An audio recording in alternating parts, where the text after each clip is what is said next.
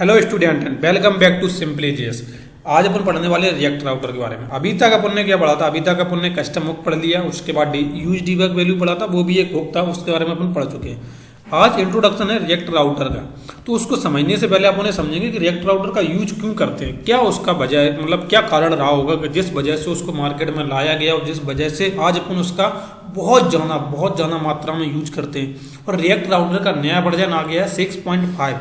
तो आज 6.5 का अपन समझने वाले हैं किस तरीके से अपन करेंगे। उससे पहले मैं आपको एक वेबसाइट पे, किसी भी वेबसाइट पे अपन चलते हैं। लेट्स से वेबसाइट लिखता हूँ मैं यहाँ पे और विकीपीडिया पे चलते हैं।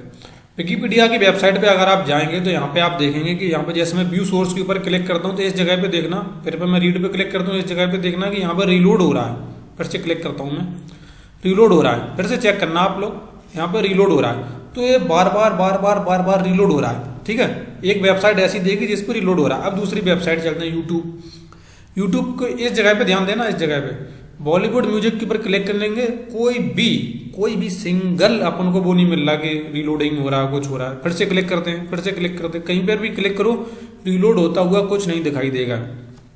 तो अभी रिलोड होता हुआ क्यों नहीं दिखाई दे रहा? एक वेबसाइट पर रिलोड होता हुआ दिखाई दे रहा है, दूसरी वेबसाइट पर रिलोड होता नहीं दिखाई दे रहा है। ऐसा क्यों हो पा रहा है? इसी चीज के लिए तो रिएक्ट राउटर आया था। रिएक्ट राउटर मार्केट में आया ही इसी चीज के लिए था कि उसने कहा कि अगर एक पोर्शन तुम्हारा सेम है, जैसे यहाँ पे ये वाला पोर्शन पूरा सेम टू सेम है, ये वाला केवल इतना पोर्शन अपन को चेंज करना है। इस जगह पे क्लिक किया, केवल इतना पोर्शन अपन को चेंज करना है। तो इस चीज के लिए क्या आया था? इस चीज के लिए रिएक्ट राउटर को स्टेब्लिश किया गया था। रिएक्ट राउटर को इसीलिए लाया गया था कि ऐसे फीचर अपन ऐड कर सकें अपने पेज के अंदर, अपनी जो भी अपन वेबसाइट बना रहे हैं उसके अंदर। और वैसे भी रिएक्ट जेएस की अगर बात करें तो रिएक्ट जेएस का सबसे बड़ा जो हथियार है वो है सिंगल पेज, कि ये सिंगल पेज वेबसाइट मानी जाती है। अब चलते हैं इसकी डॉक्यूमेंटेशन पे। रिएक्ट राउटर डॉम लिखेंगे, सबसे पहली वेबसाइट आएगी। इसके बाद चलेंगे यहाँ पे ट्यूटोरियल पे क्लिक करेंगे आप। और एक चीज मैं आपको यहाँ पहले बता देता हूँ कि कभी भी जब भी आप वेब डेवलपमेंट करें तो कभी भी ये नहीं सोचना कि मुझे रटना है, मुझे कोई भी चीज़ याद करनी है। कुछ याद नहीं करना है, सिर्फ आप डॉक्यूमेंटेशन पता करो, डॉक्यूमेंटेशन को समझने की कोशिश करो। नहीं आए समझ में, कहीं से पढ़ो, कहीं वीडियो देख लो या किसी से पूछ लो, कुछ कर लो, लेकिन पहले डॉक्यूमेंटेशन मालूम होना चाहिए। क्योंकि याद करने का कोई वो मतलब ही नहीं बनता है। यहाँ पे हर दिन मतलब कोई ना कोई अपडेट तो आएगा ही आएगा। आज 6.5 का अपडेट आया, इससे पहले 6 था, उसके अंदर एक नया तरीका था। अब 6.5 आ गया तो इसके अंदर एक दूसरा तरीका है। तो चीज़ें बदलती रहती हैं। अब यहाँ पे जाएंगे किस तरीके से इसको सेटअप करना है उसको देख लेते हैं। We will be using Vite for our bundler and dev server for this tutorial. तो वाइट जेएस अपन भी पढ़ रहे हैं, मतलब रिएक्ट जेएस के साथ अपन कर रहे हैं, लेकिन रिएक्ट जेएस को वाइट जेएस के साथ अपन ने सेटअप किया है। और वाइट जेएस क्या है? वो एक फ्रंट एंड टूल है, next generation front end tool है। इसकी मदद से आप रिएक्ट ऐप को बहुत ईजिली आप चला सकते हैं।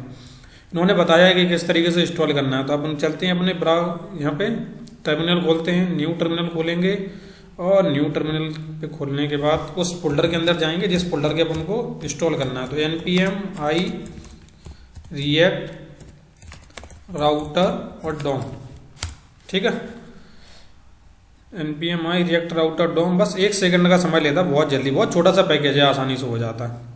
पैकेज हो गया। अब क्या करना है? अब अपन को मेन फाइल के अंदर जाना है, app.jsx के अंदर जाएंगे। अब इस फाइल के अंदर जाने के बाद यहाँ पे चलते हैं। यहाँ पे किस तरीके से राउटर सेट करना है उसके बारे में मैंने आपको बोला कि याद नहीं करना है। रिएक्ट राउटर 6.5 के अंदर थोड़ा सा चेंज आया है। चेंज ये है कि इसके अंदर इस तरीके से इसको इंपोर्ट करना है। Ctrl+C करो, यहाँ पे इस चीज़ को इंपोर्ट करो।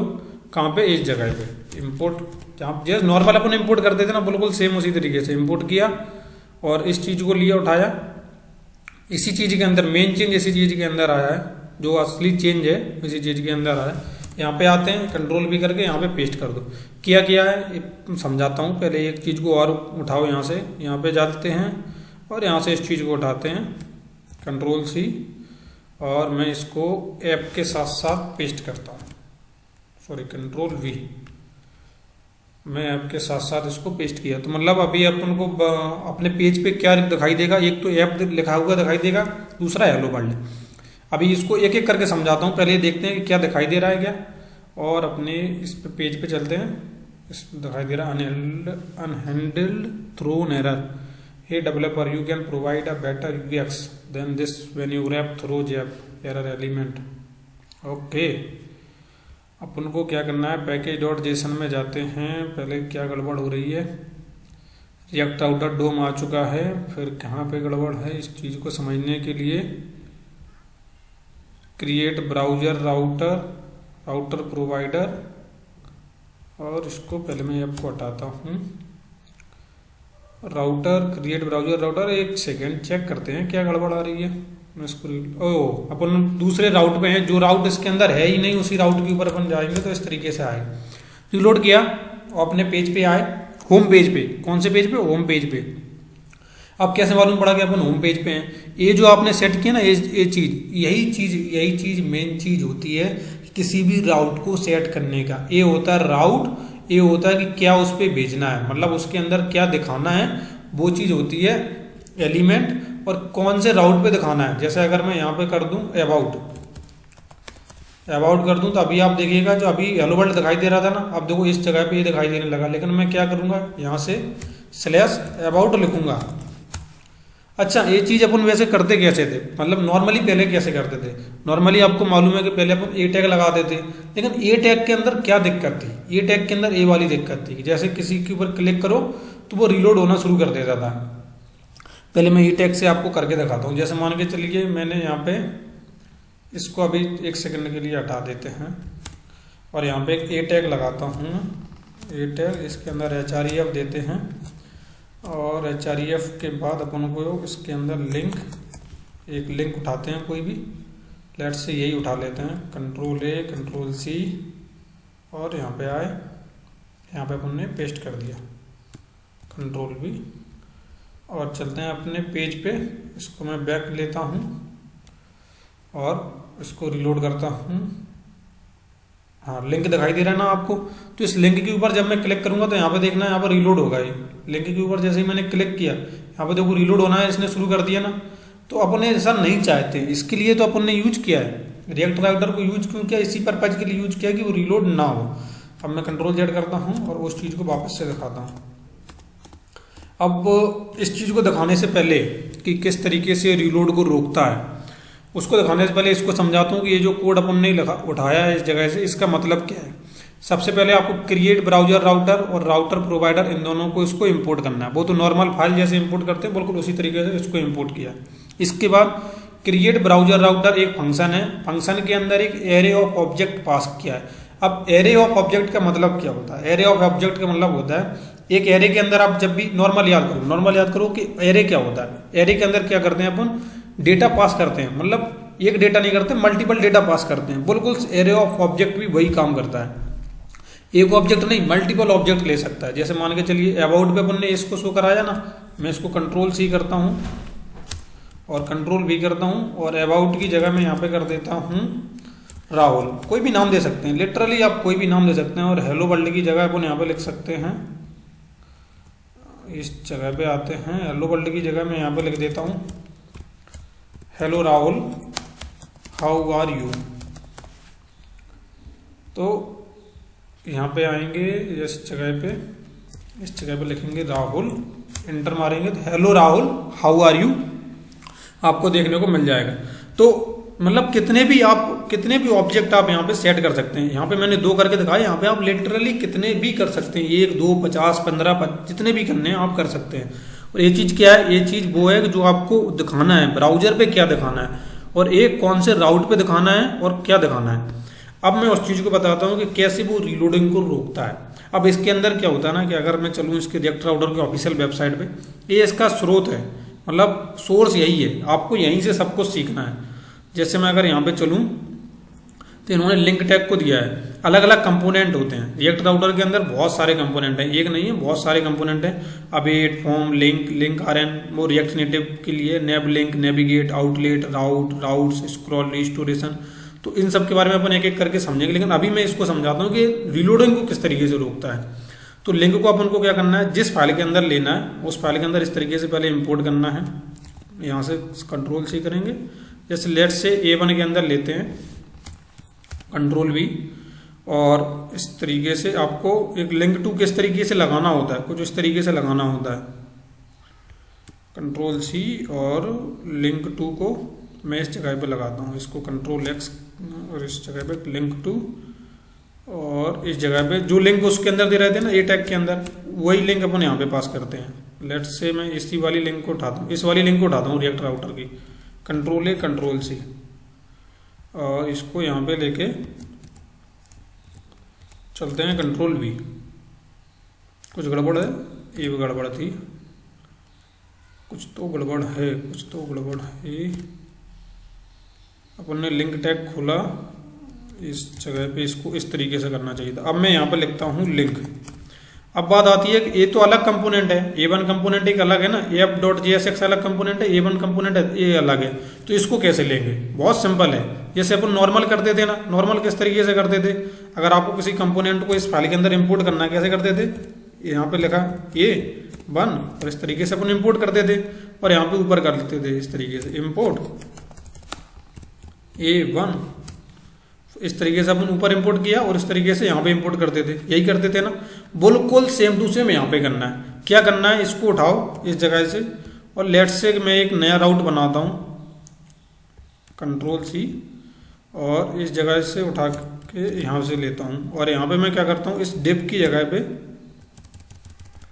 जो A1 है अपना, उसको मैं इस तरीके से दे देता हूँ। बहुत ही नॉर्मल है ना, जैसे अपन अभी दे रहे थे थोड़ी देर पहले, बिल्कुल सेम टू सेम देना है, बस इस जगह पे पास कर देना है। अभी क्या होगा, अभी मैं ये यहाँ पे चलता हूँ अपने वाइट पे, और इसको क्या करते हैं, राहुल की जगह होम पेज पे चलते हैं, होम पेज पे चलते हैं। यहाँ पे लिंक देखने को आपको मिल रही है। अब मैं इसके ऊपर क्लिक करता हूँ, तो अभी देखो लिंक जैसे मैं क्लिक करता हूँ, ये बोल रहा है कि लिंक नॉट फाउंड। लिंक के ऊपर क्लिक करने पे अपन लिंक के राउट पे जा रहे हैं, और लिंक का राउट फाइंड नहीं होगा। बहुत मतलब सही तरीके से उन्होंने बताया कि इसके अंदर केवल अपन राउटर दे सकते हैं।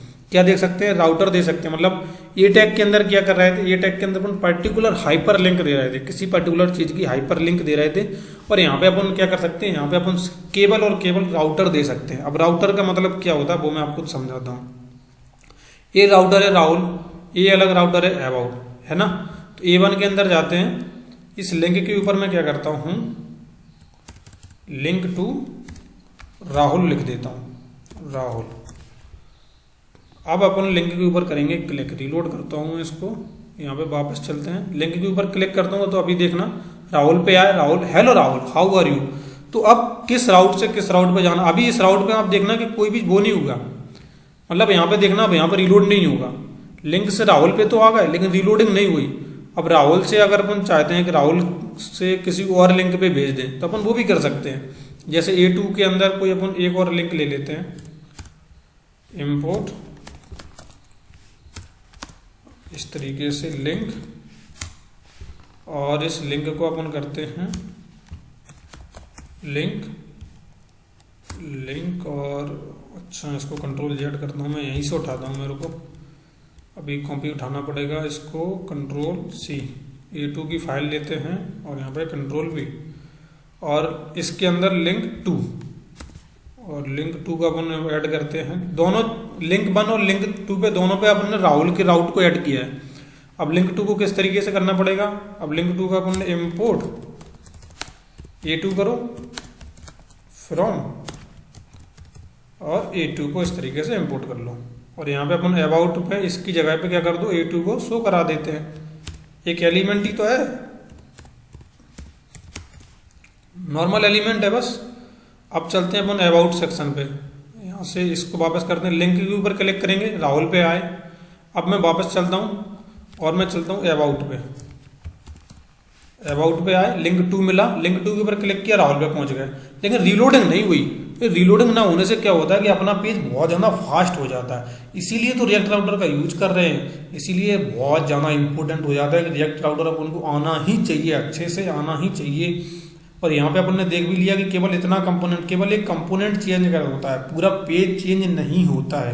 अब धीरे धीरे करके आगे अपन जैसे जैसे आगे बढ़ते जाएंगे वैसे वैसे अपन और समझेंगे कि और सारी चीज़ें क्या होती हैं। यहाँ पे जितने भी कंपोनेंट हैं, लिंक आ रहे हैं अपन नहीं पढ़ेंगे क्योंकि रिएक्ट नेटिव के लिए है। यहाँ पे अगर मैं दिखाऊँ तो इसको लिंक और रिएक्ट नेटिव के लिए है केवल। इसके बाद नेव लिंक पढ़ेंगे, नेविगेट पढ़ेंगे अभी थोड़ा समय दो अपने आप को, और बोला करो कि हाँ मुझे चीज़ें आती हैं। अपने आप से बोलना सीखो कि मुझे चीज़ें आती हैं और मैं अभी सीख रहा हूँ तो मैं अभी कर लूँगा। अगर ये चीज़ें खुद से नहीं बोलोगे ना तो समझने में बहुत दिक्कत होगी। मैं बोल रहा हूँ कि रिएक्ट राउटर हो या रिडक्स हो या खुद रिएक्ट जेएस हो, किसी को भी अगर आपने पढ़ा है ना तो उसको यूज केस में लाने के लिए, प्रैक्टिस करने के लिए खुद से बोलना पड़ता है कि मुझे सारी चीज़ें आती हैं, बस मुझे प्रैक्टिस करनी है, तो मैं प्रैक्टिस करूँगा तो मुझे और अच्छे से आ जाएंगी। जितना ज़्यादा खुद को बोलोगे मैं गारंटी देता हूँ आपको उतना अच्छे से आएगा। ठीक है, तो इस वीडियो के लिए फिलहाल इतना ही, मिलते हैं नेक्स्ट वीडियो में। जब तक के लिए वीडियो को लाइक कर दें, चैनल को सब्सक्राइब कर दें। Thank you for watching this video.